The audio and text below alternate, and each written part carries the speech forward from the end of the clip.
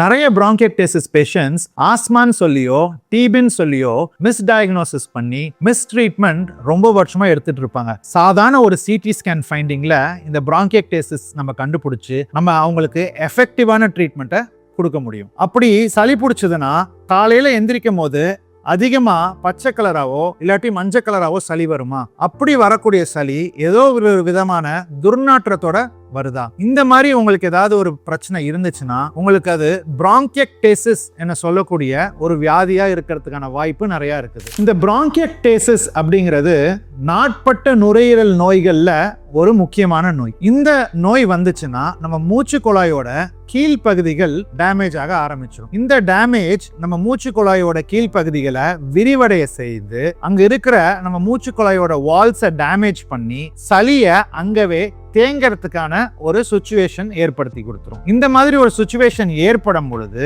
நம்ம சளி நம்மள அறியாமையே அந்த இடத்துல தேங்க ஆரம்பிச்சிடும். ஸோ நார்மலா வெளியே நம்ம கொண்டு வர வேண்டிய சளி அங்கேயே தேங்கிறதுனால அங்க நிறைய பாக்டீரியாஸ் ஃபார்ம் ஆகி அந்த இடம் திருப்பி இன்ஃபெக்ஷன் ஏற்பட்டு அந்த டேமேஜ் பரவிக்கிட்டே போய் ஒரு நுரையீரல் முழுசையும் அது டேமேஜ் செய்யறதுக்கான வாய்ப்பு அதிகம் இருக்குது. ஸோ இது ஒரு சுழற்சியில ஏற்பட்டுட்டே இருக்கும். அங்க தேங்கி இருக்கிற சளி அதுல இன்ஃபெக்ஷன் ஏற்படும். அந்த இன்ஃபெக்ஷன்னால அந்த மூச்சு குழாயில இன்ஃப்ளமேஷன் சொல்லக்கூடிய வீக்கம் ஏற்பட்டு அந்த வீக்கத்தினால மூச்சு குழாய் டேமேஜ் ஆகி அந்த மூச்சு குழாய் டேமேஜ் ஆனது அதோட தேங்கி நிற்காம சுத்தி இருக்கிற நுரையீரலையும் டேமேஜ் பண்ண ஆரம்பிக்கும். ஸோ ஒவ்வொரு தடவையும் நம்ம ஆன்டிபயோட்டிக் எடுக்கும் போது இந்த இன்ஃபெக்ஷன் குறைஞ்சு பேஷண்ட் நார்மலா இருப்பாங்க. திருப்பி சளி தேங்கும், இன்ஃப்ளமேஷன் வரும், ஏர்வே டேமேஜ் நடக்கும், திருப்பி லங் டேமேஜ் நடக்கும். இது ஒரு சுழற்சி முறையில ஏற்பட்டுக்கிட்டே இருக்கும். இந்த bronchiectasis-ஓட முக்கியமான அறிகுறிகள் என்னன்னு நம்ம கட்டாயமா தெரிஞ்சுக்கணும். மிக முக்கியமான அறிகுறி என்னன்னு பாத்தீங்கன்னா தொடர்ச்சியான இருமல். அந்த இருமலோட சேர்ந்து அதிக அளவுல சளி உற்பத்தி ஆகும். அந்த வரக்கூடிய சளியானது எப்பவுமே நம்ம காலையில தூங்கி எந்திரிக்கும் போது அதிகமா வரத்துக்கான வாய்ப்பு நிறைய இருக்கு. அது மஞ்சள் கலராவோ இல்லாட்டி பச்சை கலராவோ இருந்துச்சுன்னா அதுல இன்ஃபெக்ஷன் உருவாயிருக்குங்கிற அர்த்தம். இது இல்லாம அடிக்கடி செஸ்ட் இன்ஃபெக்ஷன் வர்றது, கொஞ்ச தூரம் நடந்தாலே மூச்சு வாங்குறது, சில சமயம் சளியோட சேர்ந்து ரத்தம் வர்றது, இது எல்லாமே இந்த bronchiectasis-ஓட முக்கியமான அறிகுறி. இது கூட இன்னொரு முக்கியமான அறிகுறி இருக்கு, அதுதான் எடை குறைவு, வெயிட் லாஸ். இந்த பேஷண்ட்ஸ்லாம் நிறைய சளி உற்பத்தி பண்ணி வெளியில கொண்டு வரதுனால அது கூட சேர்ந்து நம்ம உடம்புல இருக்கிற புரத சத்தும் நிறைய லாஸ் ஆகும். இந்த மாதிரி புரத சத்து லாஸ் ஏற்படுறதுனால இந்த பேஷண்ட்ஸ் யூசுவலா வெயிட் கம்மியா இருப்பாங்க. இன்னொரு முக்கியமான க்ளூ பாத்தீங்கன்னா யூசுவலா இந்த பேஷண்ட்ஸ் எல்லாருமே ரொம்ப வருஷமா இந்த ப்ராப்ளத்தினால பாதிக்கப்பட்டிருப்பாங்க. சில பேருக்கு குழந்தையா இருக்கிறதுல இருந்து இந்த பிரச்சனைகள் ரிப்பீட்டடா வந்துகிட்டே இருக்கும்.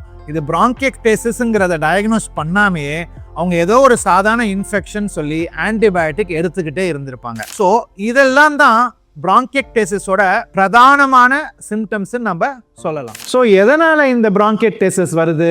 இந்த bronchiectasis வரதுக்கான காரணத்தை 3 முக்கியமான விஷயமா நம்ம பிரிச்சுக்க முடியும். ஸோ என்ன மாதிரியான இன்ஃபெக்ஷன்ஸ்னால இது வரலான்னு பார்த்தீங்கன்னா யூஸ்வலா வைரல் இன்ஃபெக்ஷன்ஸ்னால வரத்துக்கான வாய்ப்பு நிறைய இருக்கு. அதாவது நம்ம சொல்லக்கூடிய மீசில்ஸ், சிக்கன் பாக்ஸ், இந்த மாதிரி நோய்கள் ஏதாவது சின்ன வயசுல ஏற்பட்டிருந்தாலோ இல்லாட்டி அந்த குழந்தைகள் ஏதோ ஒரு ஸ்விம்மிங் பூல்லையோ ஒரு குளத்திலேயோ குளிக்கும் போது அவங்கள அறியாமையே அவங்க ஏதாவது ஒரு நீரை ஆஸ்பிரேட் பண்ணியிருந்தாலோ இந்த மாதிரி bronchiectasis வரத்துக்கான வாய்ப்பு நிறைய இருக்கு. சோ இது இன்ஃபெக்ஷன்ஸ்.